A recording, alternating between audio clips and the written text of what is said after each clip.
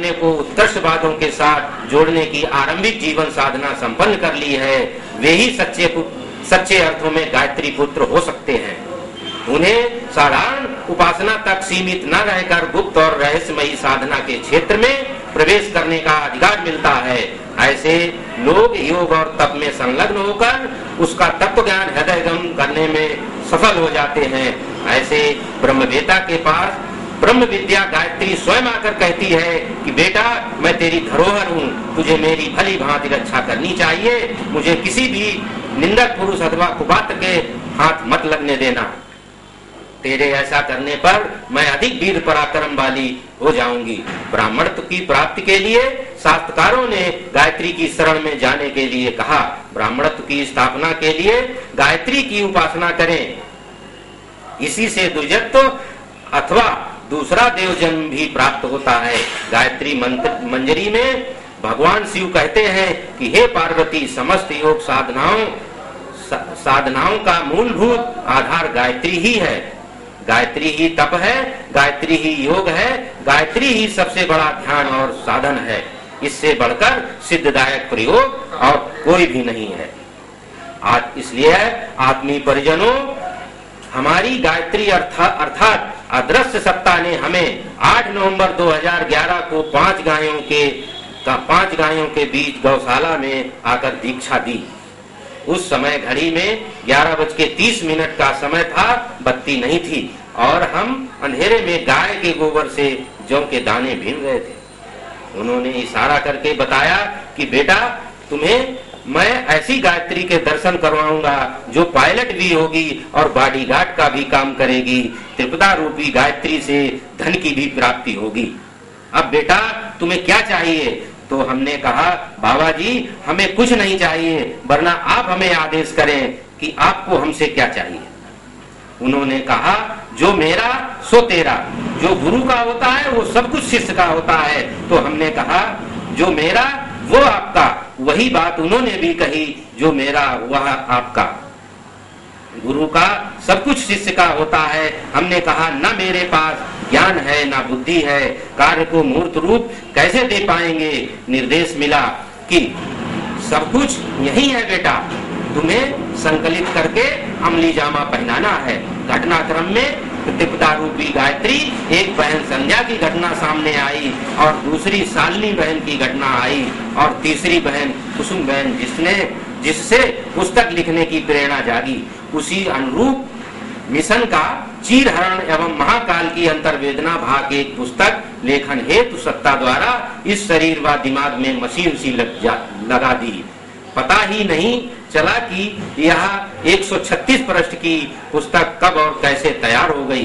प्रकाशित होने के एक सप्ताह में ही अनगिनत हाथों में कैसे पहुंची, पता ही नहीं चला। जानकारी तब हुई जब विश्व के कोने कोने से पुस्तक के प्रति प्रतिक्रिया आने लगी, जिसमें अधिकाधिक फोन बहनों के रहे, जिनके मन में आक्रोश था कि इसका परिणाम अवश्य निकलना चाहिए। परिजनों को चिंता होने लगी कि हमारे लिए सहयोग व समय आने पर साथ देने के हेतु आश्वासन मिलने लगे का हिस्सा मिला है, क्योंकि उसकी परंपरा को समर्पण के साथ हमने निर्वहन किया है। हमने उनके बगीचे की सिंचाई गुड़ाई व रखवाली की है। 12 वर्षों तक प्रज्ञा का अभ्यास करने के बाद परिणाम आप सभी के सामने है। गायत्री मंत्र एवं गुरु की आवश्यक औपचारिकता पूर्ण करने के बाद शिष्य को नेत्र बंद कर ध्यान नहीं करना पड़ता है, वरना गुरु स्वयं ही मस्तिष्क में घूमने लगता है।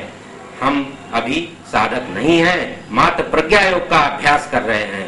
प्रज्ञा युग चल रहा है, प्रज्ञा अवतार हो रहा है और हमारे श्रद्धेय प्रणव जी सहित सभी वरिष्ठों को यह लग रहा है कि गुरु जी और माता जी शांति कुंज की दीवारों के अंदर बैठे हैं। गायत्री मंत्र का हमारे अंदर जो फलश्रुति स्वरूप है आपके सामने है। जो अंकुरण कभी हुआ था हमारे अंदर वट वृक्ष सा पोषित नई आभा से हमें अभिभूत कर गया। जब वरिष्ठ परिजनों को पास से देखा तो पाया कि उन्हें शिकायत यही रही कि सारा जीवन बीता जा रहा है गायत्री मंत्र जपते जपते, परंतु हमें ऐच्छिक सफलता नहीं मिली। ऋषि के सानिध्य में भी रहे, अखंड दीपक के दर्शन भी करते रहे, प्रज्ञा अभियान भी चलाते रहे, फलस्वरूप सम्मान तो मिला जो कि गुरुदेव के कार्य का था, न कि अपनी परिष्कृत प्रतिभा का। वैयक्तिक स्तर पर सभी हृदय रोगी हो गए, जिसमें शैल दीदी, प्रणव जी, वीरेश्वर जी, कालीचरण जी, गौरी शंकर जी, अन्य ट्रस्टी, जिनका मुख्यतः कारण यही रहा कि दूसरों को अंजन बांटने वालों ने खुद ही अंजन का उपयोग नहीं किया। जैसे आंखों का अंधा नाम नैन सुख रख ले और व्यभिचार फैलाए गली गली और अपने को बोले बजरंग बली, रंगी को नारंगी कहे, नकद माल को खोया, चलती को गाड़ी कहे, देख कबीरा रोया। साधना करे तो साधक, वरना कोरी कोरी बात है, सूरज उगे तो प्रभात है, वरना काली काली रात है। गायत्री मंत्र नकद खेती है, रोपण करने पर ही बीजांकुरित होगी, बिना रोपे या बंजर जमीन पर यह पुष्पित पल्लवित नहीं हो सकती। गायत्री मंत्र में हथेली पर पौधे नहीं उगाए जा सकते हैं, अर्थात गायत्री की विधा बताने वालों ने ही उसके विधान का अनुपालन नहीं किया है। महाभारत में कहा गया है कि परासिद्ध प्राप्त करने के लिए श्रेष्ठकर गायत्री को जपना चाहिए। देवी भागवत में भी कहा गया है कि जिसे ब्राह्मणत्व की प्राप्ति करनी हो वह गायत्री की उपासना करे, जिसे अन्य कामनाओं की ललक हो वह अन्य देवताओं को पूजे जा करके। देव वर्णित सारी सिद्धियां तुझ को उपासना से, गायत्री उपासना से मिल जाती हैं, क्योंकि गायत्री से परे अन्य कुछ भी नहीं है। खुद कमाने और खाने का नाम है आकृति, दूसरे के हक का छीन कर खाने का नाम है विकृति, और अपने हिस्से का जो दूसरे को खिलाए वही ही है गुरुदेव अनुरूप देव संस्कृति। सर्वे भवन्तु सुखिनः, सर्वे सन्तु निरामया, सर्वे भद्राणि पश्यन्तु मा कश्चित् दुर्भाग्यः। ॐ भूर्भुवः स्वः तत्सवितुर्वरेण्यं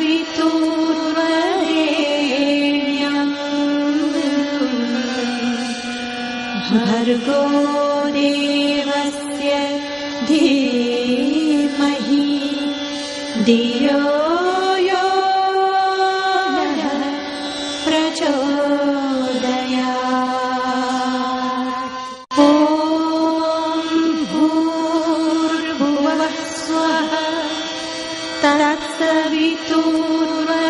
तत्सवितुर्वरेण्यं भर्गो देवस्य धीमहि धियो यो नः प्रचोदयात्। ॐ भूर्भुवः स्वः तत्सवितुर्वरेण्यं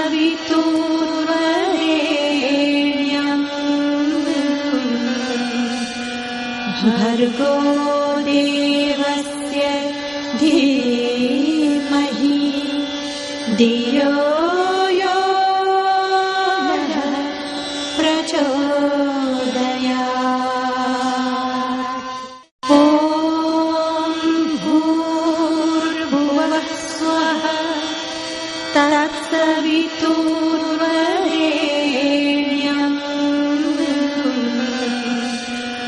भर्गो देवस्य धीमहि धियो